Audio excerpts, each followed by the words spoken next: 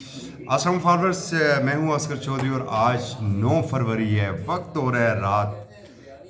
2:45 हो रहे हैं और जो 8 फरवरी का इलेक्शन था वो इख्तिताम पजीर हो गया पुरअमन अंदाज में अल्हम्दुलिल्लाह मुल्क भर में। और फिर तो ये की जा रही थी कि चले जी, जो नताइज का सिलसिला और जो प्रैक्टिस रही है हमारी,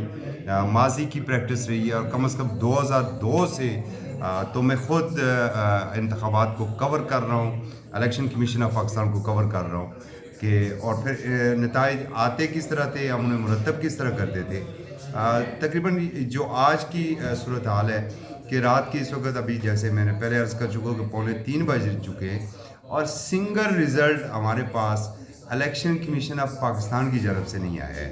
अब से कुछ देर पहले हम इलेक्शन कमीशन का जो मरकज़ी इलेक्शन सिटी बनाया गया था वहाँ से हम वापस आए और उससे कबल हम जो है पाकिस्तान तहरीक इंसाफ के जो मरकज़ी control room and monitoring room था वहाँ का हमने विज़िट किया। वहाँ पर तो जश्न का समा था और पीटीआई ये दावा भी कर रही है कि 125 प्लस जो नशिस्तें हैं वहाँ पर हमें वाज़ेह बरतरी है। मगर जहाँ तक अगर इलेक्शन कमीशन ऑफ पाकिस्तान की बात करें और पूरी दुनिया का मीडिया, इंटरनेशनल ऑब्ज़र्वर जो है और अपना मीडिया भी ये कह रहा है कि इलेक्शन कमीशन की जानब से नताइज मुरतब करने में जो ये ताख़ीर है और इसके साथ साथ जो रात को 2:45 बजे तक आज सुबह वज़ारत दाखिला ने इंटरनेट और मोबाइल सर्विसेज को मुअत्तल किया था, बंद किया था और मुमकिन तौर पर उन्होंने कहा था कि दहशत गर्दी का कोई ख़तरा लाक हो सकता है, इसलिए इन सर्विसेज को हम बंद कर रहे हैं। मगर रात 2:45 बजे भी 8 फरवरी गुजर चुकी है, 9 फरवरी में हम दाखिल हो चुके हैं और रात का जो ये आखिरी पहर है 2:45 बजे और अभी तक मोबाइल सर्विस और इंटरनेट सर्विस बहाल नहीं हो सकी है। इससे भी अफवाह साजी की फैक्ट्रियाँ वो चल पड़ी हैं, बाज़ार गर्म है और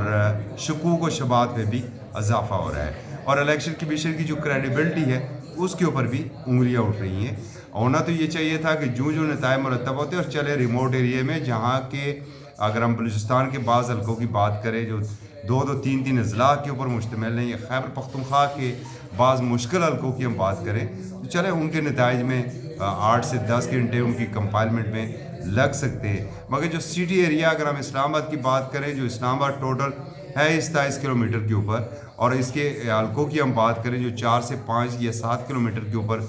एक हल्का है, अगर उसके नताइज भी रात 2:45 बजे तक 100% आप मुरतब नहीं कर सके तो ये बिल्कुल एक कारकर्दगी के ऊपर सवालिया निशान भी उठता है। और फिर कुछ खदशात ऐसे भी हैं कि कहीं ऐसा तो नहीं है कि जैसे 2018 में आरटीएस बैठा था तो आज भी कुछ और तो नहीं बैठ रहा है कि सिंगल किसी हल्के का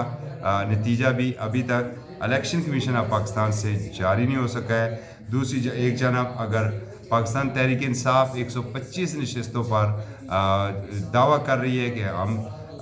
लीड हासिल कर चुके हैं, हम जीत चुके हैं और उसी के साथ एमक्यूएम 18 नशिस्तों पर कामयाबी का दावा कर रही है और एमक्यूएम के कामयाबी के दावे में इसलिए भी कोई इतना इत्मीनान नहीं है क्योंकि एमक्यूएम जो असल एमक्यूएम है उसने सारे मामले का